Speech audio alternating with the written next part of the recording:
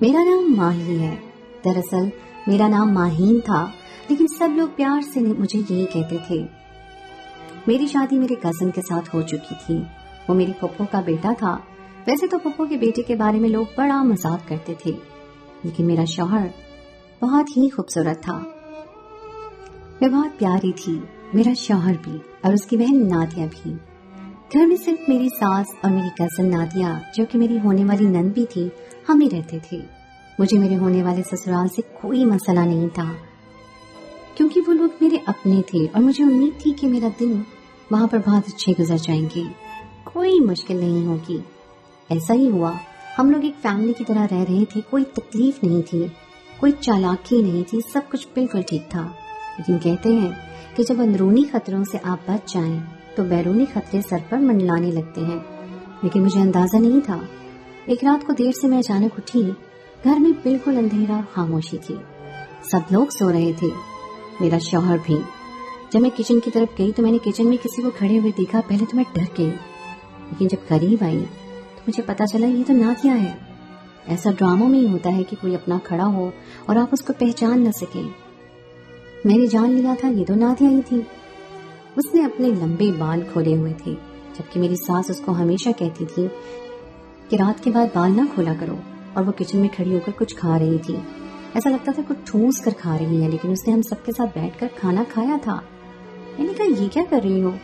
اس نے پلٹ کر دیکھا تو میں حیران رہ گئی. اس کی آنکھیں بڑی بڑی اور چہرے پر عجیب سا احساس تھا. ایسا لگتا تھا ابھی مجھ پر حملہ کر دے گی، اور ساتھ ہی بے ہوش ہو گئی. اس کو ہوش نہیں آ رہا تھا. اس کے منہ پر پانی کے قطرے پھینکے پھر بھی ہوش نہیں آیا تو ڈاکٹر کے پاس لے گئے. ڈاکٹر نے کہا کہ آج پھر دورہ پڑ گیا. میں حیران ہوئی کہ ایسا پہلے بھی ہوا تھا. یہ کون سے دورے کی بات کر رہے ہیں؟ کیونکہ جب سے میں آئی تھی یہ ایک دفعہ ہوا تھا کہ ڈاکٹر کے پاس سے اسے واپس لے آئے. نادیہ کا ہوش آ گیا. وہ یہ کہہ رہی تھی کہ میں ٹھیک ہوں. میں نے ساس سے پوچھا کہ مسئلہ کیا ہے اس کو، تو انہوں نے کہا کہ اس کو دورے پڑتے ہیں. یوں سمجھ لو کہ ڈاکٹر کے پاس جب بھی لے جاتے ہیں تو وہ کہتا ہے کہ کیا آپ اس کی شادی کروا دیں تو یہ ٹھیک ہو جائے گی. ایسا تو میں نے بھی سنا تھا کہ جوان اور خوبصورت لڑکیوں کو کبھی کبھی عجیب دورے پڑتے ہیں، اور دورے میں ان کی آواز بدل جاتی ہے. یا تو وہ بہت زیادہ کھاتی ہیں یا پھر چیختی چلاتی ہیں. تبھی تو نادیہ بھی کچن میں کھڑی ہو کر کوئی چیز ہی کھا رہی تھی، اور جس طرح مجھے دیکھ رہی تھی شاید وہ جانتی نہیں تھی کہ اس کو دورہ پڑا ہوا تھا. تو میں نے تو سنا تھا اس بارے میں، لیکن یہ بھی سنا تھا کہ اس کا شادی کے ساتھ کوئی تعلق نہیں ہے. یہ جہالت کی باتیں ہیں. میری ساس بڑی پریشان تھی. نادیہ کی دراصل منگنی ہو چکی تھی، لیکن اس کا ہونے والا شوہر باہر کے ملک تھا اور اس نے کہا تھا کہ میں 2 سال کے بعد واپس آؤں گا. میری ساس نے کہا کہ 2 سال میں اس کو پتہ نہیں کتنی دفعہ دورے پڑ جائیں گے. کیا کروں؟ میں نے ان لوگوں کو بتایا تو وہ کہیں گے کہ یہ لڑکی پاگل ہے، ہم نے لینا ہی نہیں ہے اس کو، کیونکہ یہاں پر تو اگر کسی کو ذرا سا بھی مسئلہ ہو جائے تو لوگ اس کو پاگل ہی کہتے ہیں. لگتا ہے میری بچی کو نظر لگ گئی ہے، اور نظر تو بڑی بری چیز ہوتی ہے، اچھے بھلے انسان کو قبر میں ڈال کے آتی ہے. میری ساس نے کہا کہ نادیہ کو پتا ہے کہ اس کو دورے پڑتے ہیں، لیکن جب اسے دورہ پڑتا ہے تو وہ بھول جاتی ہے کہ اس نے کیا کیا تھا. کبھی کبھی تو وہ چیزیں بھی توڑ دیتی ہے. صبح اس سے ذکر نہ کرنا. میں نے بھی کہا کہ میں ذکر نہیں کروں گی. پھر میری ساس پریشان ہو گئی. میں نے سنا تھا کہ اس کا علاج دم درود سے بھی ہوتا ہے. تو میری ساس نے کہا کہ ہر جگہ سے کروایا ہے لیکن کوئی اثر نہیں ہوتا، آرام نہیں آتا. میں کیا کروں؟ ٹھیک ہے 2 سال کی بات ہے، لیکن یہ 2 سال کس طرح گزریں گے؟ کسی دن اس نے دورے میں آ کر اپنے آپ کو یا کسی اور کو تکلیف پہنچا دی تو پھر ہم کیا کریں گے؟ مجھے تو اس بات کا پتہ ہی نہیں تھا، کیونکہ میں اس گھر میں آ گئی تھی اس لیے مجھے پتہ چل گیا تھا. اچھا کیا میری ساس نے مجھ سے سب سے یہ بات چھپائی تھی. یہ بات کوئی بتانے کی تو تھی نہیں. میں نے اس بیماری پر تھوڑی بہت معلومات کی تو مجھے پتہ چلا کہ اس میں لڑکی کا دل کرتا ہے تو اس کی شادی ہو جائے. ویسے دل تو کسی کا بھی کر سکتا ہے، لیکن یہ اس طرح کا احساس ہوتا ہے کہ جلدی جلدی میری شادی ہو جائے. ویسے شادی کوئی اتنی بھی خاص چیز نہیں ہوتی، لیکن ایک بالکل ہی نئے اور انجانے انسان کے ساتھ آپ کی شادی ہو جاتی ہے. اگر آپ کوشش بھی کریں تب بھی آپ اس شخص کو اچھی طرح نہیں جان پاتے. انسان تو کسی کے ساتھ ساری زندگی گزارنے کے باوجود بھی یہ نہیں کہہ سکتا کہ میں اس کو اچھی طرح جانتا ہوں. پر سسرال والوں کا پریشر ہوتا ہے، نئی نئی چیزیں ہوتی ہیں، نیا ماحول ہوتا ہے. کچھ لوگوں کا تو شہر ہی چھوٹ جاتا ہے. کافی سارے مسئلے مسائل ہوتے ہیں. اور زندگی کو ڈگر پر لانے کے لیے 2 سال لگ جاتے ہیں۔ 2 سال تک تو انسان کا دماغ گھوم جاتا ہے، وہ شادی سے پہلے کوئی کام کرتا ہے تو بھی نہیں کر پاتا ہے۔ نادیہ کو یہ بات کون سمجھاتا؟ لگتا ہے اپنے دماغ میں شادی کے خواب سجاتی رہتی تھی، اسی لیے اس کے ساتھ یہ مسئلہ ہوا تھا۔ ایک دفعہ ایسا ہوا کہ میری نند کا شوہر باہر کے ملک تھا، لیکن اس کا خاندان پاکستان میں ہی ہوتا تھا۔ وہ لوگ ہمارے گھر اچانک آ گئے۔ میری نند کی طبیعت کچھ عجیب لگ رہی تھی، وہ سب پر بہت زیادہ غصہ کر رہی تھی۔ میری ساس پریشان ہو گئی کہ اب کیا ہوگا، اگر ان کے سامنے اس کو دورہ پڑ گیا تو ہم کیا کریں گے۔ وہ لوگ جو میری نند سے ملنے کے لیے آئے تھے، جب تک رخصتی نہ ہوئی ہو تب تک تو سب ٹھیک ہوتا ہے، بعد میں آپ کا جیسا مرضی تعلق ہو، پہلے تو سسرال دلہن سے بہت زیادہ پیار کرتا ہے۔ اور نادیہ کی ساس نے بھی یہی کہا کہ ہماری بیٹی کو بلا دیں۔ میری نند کی طبیعت تھوڑی بہت خراب تھی، وہ ان کے پاس جا کر بیٹھ گئی اور اچھے طریقے سے بات بھی کر رہی تھی، پر ہم پریشان تھے کیونکہ کچھ دیر بعد اس کے چہرے کے ہاؤ بھاؤ بدلنے لگے۔ میری ساس نے مجھے اشارہ کیا کہ نند کو یہاں سے لے جاؤ، اور میرے دماغ میں بڑی مشکل سے کوئی بہانہ آیا۔ میں نے کہا کہ وہ تم نے کھانا چڑھا رکھا ہے چولہے پہ، مجھے تو پتا نہیں ہے کہ تم نے اس میں کتنے مسالے ڈالنے ہیں، آ جاؤ نہیں تو کھانا خراب ہو جائے گا۔ نادیہ میری بات کو سمجھ نہیں رہی تھی، میں اسے زبردستی وہاں سے لے گئی، اور جیسے ہی اسے لے کے گئی کمرے میں جا کر اس نے شیشہ توڑ دیا۔ تھوڑی دیر بعد میں اسے کمرے میں بند کر کے واپس آ گئی تو ساس نے کہا کہ کیا ہوا، تو میں نے کہا کہ وہ میرے ہاتھ سے شیشہ نکل گیا تھا۔ میں وہیں سے کچن چلی گئی اور میری نند کی ساس نے کہا کہ تمہاری بہو تو بہت نقصان کرتی ہے اور عجیب سی گھبرائی ہوئی سی لگتی ہے، کیا مسئلہ ہے اس کو؟ میری ساس نے کہا کہ نہیں، ایسی کوئی بات نہیں ہے، میری بہو بہت اچھی ہے۔ وہ کیا کہتی کہ اصل میں تو میں نے کوئی نقصان نہیں کیا تھا، وہ بھی جانتی تھی کہ ان کی بیٹی کو وہاں سے لے جانا اور کوئی بہانہ لگانا میرے لیے کوئی آسان کام نہیں تھا، اور جو نقصان ہوا تو وہ میں نے نہیں، ان کی بیٹی نے کیا تھا۔ آج تو ہم لوگوں نے معاملہ سنبھال لیا تھا، لیکن اس طرح تو حالات خراب ہی ہو جانے تھے، کب تک ہم لوگ یہ سب کر سکتے تھے۔ میری نند کا تو کوئی پتہ ہی نہیں چلتا، میری ساس کہتی تھی کہ اس کا علاج شادی ہے، شادی ہو گئی تو یہ ٹھیک ہو جائے گی، اس کے بعد ہمیں پریشان ہونے کی ضرورت نہیں ہے۔ لیکن تب تک ہم یہ سب کیسے سنبھالیں گے؟ اگر اس کو شادی والے دن دورہ پڑ گیا پھر تو سب لوگ ہماری بے عزتی کریں گے۔ ابھی میں اور میرے ساس بات کر رہے تھے کہ میری ساس کی کزن وہاں پر آ گئی، جو میری ساس کی بہت اچھی دوست بھی تھی اور محلے میں بھی رہتی تھی، اکثر آتی جاتی تھی۔ ان کو بھی اس معاملے کے بارے میں تھوڑا بہت پتا تھا۔ انہوں نے ہماری باتیں سن لی، پھر ہمیں ان کو ساری بات بتانی پڑی۔ انہوں نے کہا کہ تم لوگ تو پاگل ہو جو ڈاکٹروں کے پاس جا رہے ہو، ڈاکٹروں کے پاس اس چیز کا علاج نہیں ہے، کیونکہ وہ اس چیز کو سمجھتا ہی نہیں۔ وہ کہے گا کہ کوئی بیماری ہے جبکہ یہ بیماری نہیں ہے۔ مجھے لگتا ہے اس پر نظر ہوئی ہے، کسی نے جادو کیا ہے۔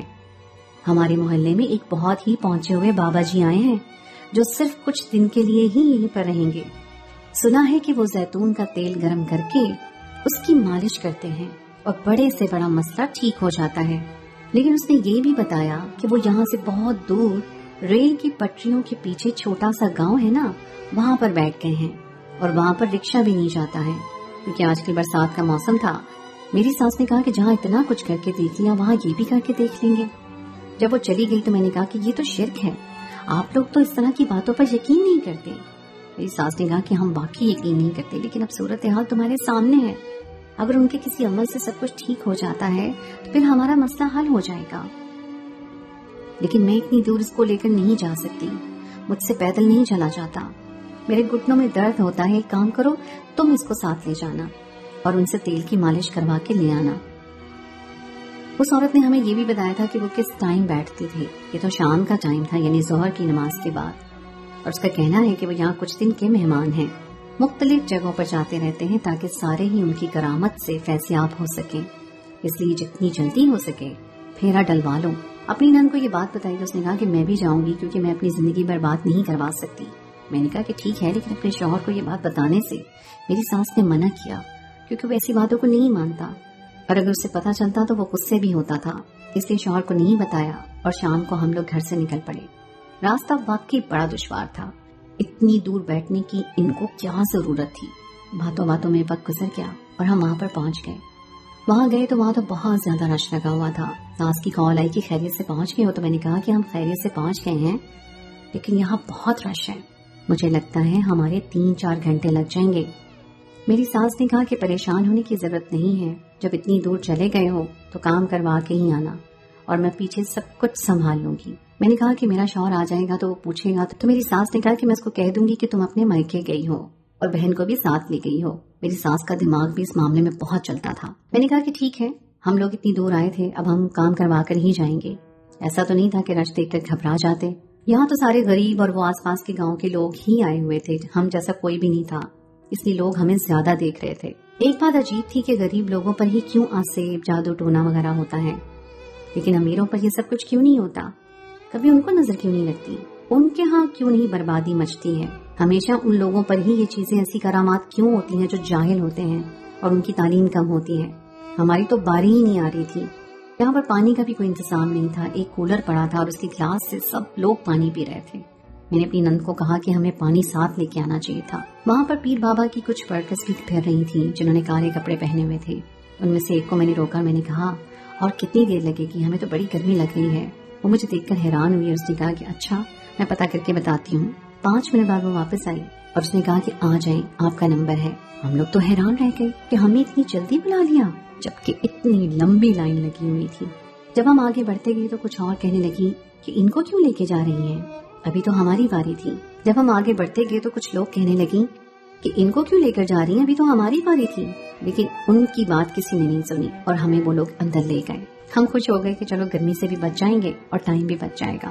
جب ہم لوگ اندر گئے تو اندر کا ماحول بڑا ہی عجیب سا تھا۔ باہر کڑکتی دھوپ تھی لیکن اندر اندھیرا تھا اور اے سی بھی لگا ہوا تھا۔ ادھر جا کے دل کو سکون مل گیا۔ بابا جی سامنے بیٹھے تھے، ان کے لمبے لمبے بال اور داڑھی بھی بالوں کے ساتھ ملی ہوئی تھی۔ ان کے آس پاس ان کی ورکرز کھڑی تھی اور سامنے گلا بھی پڑا تھا جس میں پیسے ڈالنے تھے۔ امی نے اس عورت سے پوچھا، اس نے کہا تھا کہ بڑی دور سے سفر کر کے آتے ہیں اور ساتھ لوگ بھی ہوتے ہیں، اس لیے پیسے تو لیتے ہی ہیں، جاتے ہی گلے میں پیسے ڈال دینا۔ میری ساس نے مجھے 5000 کا نوٹ دیا تھا جو میں نے جاتے ہی گلے میں ڈال دیا۔ بابا جی نے نظر اٹھا کر میری نند کی طرف دیکھا اور میری طرف بھی۔ انہوں نے کہا کہ آپ لوگ گرمی میں کھڑے تھے اس لیے آپ کو جلدی بلا لیا ہے، بیٹھیں اور اپنا مسئلہ بتائیں۔ ہم نے ان کو سارا مسئلہ حرف پہ حرف بتا دیا۔ اس کے بعد انہوں نے کہا کہ اس کا تو علاج بہت ہی آسان ہے، ہمیں مالش کرنی ہوگی، آپ لوگ ایک سائڈ پر لیٹ جائیں۔ اس نے میری نند کو لیٹ جانے کو کہا تو میں حیران رہ گئی۔ میں نے کہا مالش تو آپ لوگوں نے سر کی کرنی ہے نا، کیونکہ جب اس عورت نے کہا تھا کہ وہ مالش کرتے ہیں تو میرے دماغ میں یہ بات آئی تھی کہ سر کی مالش کرتے ہوں گے، لیکن یہاں پر یہ لیٹ جانے کا کہہ رہے تھے، اس کا مطلب تھا کہ انہوں نے جسم کی مالش کرنی تھی۔ ہم تو نہیں ایسا کروا سکتی تھی۔ میں نے اپنی نند کو کہا کہ چلو یہاں سے چلتے ہیں، تو انہوں نے دروازہ بند کر دیا اور کہا کہ یہ خیال اپنے دل سے نکال دو، خبردار جو یہاں سے گئی۔ ہم لوگ حیران رہ گئے، یہ لوگ تو ہمیں قید کر رہے تھے۔ انہوں نے ہمیں کہا کہ اگر یہاں سے بھاگنے کی کوشش کی تو ہم سے برا کوئی نہیں ہوگا، آرام سے بیٹھ جاؤ۔ انہوں نے مجھے ایک طرف بٹھا دیا اور ایک عورت میرے سر پر کھڑی ہو گئی۔ اگر میں اپنی جگہ سے ہلی تو جیسے وہ مجھے جان سے مار دے گی، اور میری نند کو ایک طرف لیٹ جانے کو کہا۔ میری نند پوری طرح رونے لگی اور میری آنکھوں میں بھی آنسو آ گئے تھے۔ ہم تو پھنس گئے تھے اور گھر والوں کو بھی کہا تھا کہ دیر سے آئیں گے، اس لیے ہمارے پیچھے بھی کوئی آنے والا نہیں تھا۔ ان لوگوں کے آستانے میں ان کی مرضی کے بغیر کوئی نہیں آ سکتا تھا۔ شاید سے پہلے اندر بلا لیا تھا کیونکہ ہم لوگ خوبصورت تھی۔ وہ لوگ آپس میں باتیں کرنے لگے اور کہنے لگے کہ ہم کو تو لگا تھا کہ اس شہر کی ساری لڑکیاں بدصورت ہیں، لیکن یہ دیکھو کیا شہزادیوں جیسی عورتیں آئی ہیں، بس ان کو جانے نہیں دینا ہے۔ میری نند نے چلانا شروع کر دیا اور میں نے بھی، لیکن انہوں نے اپنے کوئی پیر صاحب کے ترانے لگا رکھے تھے جس کی آواز انہوں نے اونچی کر دی، اور ترانوں کی آواز میں ہماری چیخوں کی آوازیں ختم ہو گئیں۔ اس کے بعد وہاں پر جو ہوا وہ بتانے کے قابل بھی نہیں تھا، لیکن ہم کسی طرح وہاں سے اپنی جان بچا کر بھاگ گئیں، کیونکہ ان کا ارادہ ہمیں چھوڑنے کا نہیں تھا، لیکن ایسے بھاگے کہ واپس نہیں دیکھا۔ راستے میں کئی دفعہ ہم دونوں گریں، کئی زخم لگے، پر جو زخم روح کو لگے تھے وہ سب سے زیادہ تھے۔ ہماری حالت دیکھ کر میری ساس شوہر دونوں ہی حیران رہ گئے۔ پھر ان کو جب سب کچھ بتایا تو وہ بھی اپنا سر پکڑ کر بیٹھ گئے۔ میرے شوہر نے میری ساس کو کہا کہ کیا ضرورت تھی آپ کو 2 نوجوان لڑکیوں کو بھیجنے کی؟ آپ بتائیں خوش ہیں آپ؟ اس گھر کی عزت خراب کروا کے میری بہن بیوی دونوں کی عزت پر داغ لگ گیا، آپ کو سکون آ گیا ہے؟ میرا شوہر تو پاگل سا ہو گیا تھا، گھر میں بیٹھتا بھی نہیں تھا، اس پیر کو جان سے مارنا چاہتا تھا، لیکن ان لوگوں کا کوئی ٹھکانہ نہیں تھا۔ وہ وہاں سے چلے گئے تھے، ڈھونڈنے سے بھی نہ ملے۔ ہماری زندگی برباد ہو گئی تھی، دل کرتا تھا کہ جان دے دیں۔ راتوں کو برے خواب آتے تھے۔ میرا شوہر کبھی مجھے تسلی دیتا اور کہتا کہ تمہارا قصور نہیں ہے۔ وہ میرے آنسو صاف کرتا اور کبھی مجھ سے اتنا بدگمان ہو جاتا کہ مجھے کمرے سے نکال دیتا تھا۔ زندگی عذاب ہو چکی تھی۔ میری ساس میرا ساتھ دے رہی تھی کیونکہ اس کو پتا تھا کہ یہ سب ان کی غلطی تھی۔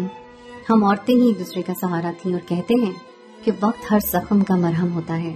آہستہ آہستہ ہم سب کو صبر آنے لگا اور 3-4 مہینے کے بعد پتا چلا کہ میں ماں بننے والی ہوں، لیکن یہ بچہ میرے شوہر کا تھا۔ اس بات پر ہمیں یقین تھا۔ میری نند کو دورے نہیں پڑتے تھے، اس کا مسئلہ حل ہو گیا تھا۔ 1 سال تک اسے کوئی بھی دورہ نہیں پڑا۔ پتہ نہیں یہ سب کچھ کیسے ہوا، لیکن وہ بالکل ٹھیک ہو گئی تھی، پر اس نے قسم کھائی تھی کہ وہ اپنے شوہر کو یہ سب کچھ بتا دے گی۔ ہم نے کہا کہ بالکل ایسا نہیں کرنا ہے، تمہاری زندگی جو بچی ہے وہ بھی برباد ہو جائے گی۔ اس نے کہا کہ بھائی کو بھی تو سب پتا ہے، لیکن بھائی نے پھر بھی بھابھی کو قبول کر لیا۔ ساس نے کہا کہ یہ سب میری وجہ سے ہوا تھا، اسی لیے وہ اچھی طرح جانتا تھا کہ یہ سب کچھ غلطی سے ہوا ہے، لیکن تمہارا شوہر یہ بات نہیں جانتا ہوگا۔ وہ یہ سمجھے گا کہ تم جھوٹ بول رہی ہو، تم نے خود کسی کے ساتھ چکر چلایا، اس لیے اس بات کو بھول جاؤ۔ نند کی شادی کروا دی اور وہ اپنے گھر چلی گئی۔ جس رات نند کو رخصت کیا، اس نے رات کو میں نے اور میری ساس نے جائے نماز پر بیٹھے تھے، ہم نے ساری رات جائے نماز پر گزاری تھی کہ کہیں کوئی بری خبر نہ ملے، لیکن کچھ نہیں ہوا، سب کچھ ٹھیک رہا۔ وہ اپنے گھر میں خوش ہے اور میں اپنے گھر میں رہتی ہوں۔ یہ نہیں کہوں گی کہ میں خوش ہوں۔ نند کے شوہر کو تو کچھ پتا نہیں ہے، پر میرا شوہر کچھ بھولتا نہیں ہے۔ میری زندگی میں ایک بہت بڑا واقعہ ہوا جس نے میری زندگی برباد کی ہے، لیکن زندگی ہے، گزارنی پڑتی ہے۔ ایسا فلموں میں ہی ہوتا ہے کہ مجرم کو سزا مل جاتی ہے، حقیقت میں مجرم بھاگ جاتے ہیں اور عورتوں کی زندگی برباد ہو جاتی ہے۔ آخر میں صرف اتنا کہنا چاہوں گی کہ اس طرح کے لوگوں کے پاس نہ جائیں، اپنی جوان بیٹیوں کی زندگی کو عذاب کی نظر نہ کریں، نہیں تو آپ کو بھی ساری زندگی پچھتانا پڑے گا۔ وہ درندہ بھی آزاد ہے اور نہ جانے کیا کر رہا ہوگا، ظاہر ہے وہ درندگی ہی کر رہا ہوگا، لیکن میری دعا ہے کہ سب کی بیٹیاں اس سے محفوظ رہیں۔ اس کی شکل دیکھتی ہوں تو بہت غصہ آتا ہے، اپنے آپ کو تکلیف پہنچانے کی کوشش کرتی ہوں۔ نند کے ساتھ بھی یہی معاملہ ہے، وہ بھی دنیا والوں کے سامنے خوش ہے لیکن اکیلے میں روتی ہے۔ ہم بتا نہیں سکتے کہ ہمارے ساتھ کتنا برا ہوا۔ دعا کریں کہ اللہ ہمارے دکھ کو کم کر دے اور ہمیں صبر آ جائے۔ آپ لوگ بھی ہمارے لیے دعا کریں اور ہمارے ساتھ ہونے والے اس واقعے سے عبرت پکڑیں۔ اللہ کے سوا کوئی کسی کا مسئلہ حل نہیں کر سکتا۔ تو دوستو، یہ تھی ہماری آج کی کہانی۔ امید ہے آپ کو آج کی کہانی پسند آئی ہوگی۔ کہانی اچھی لگے تو اپنے دوستوں کے ساتھ شیئر کیجیے۔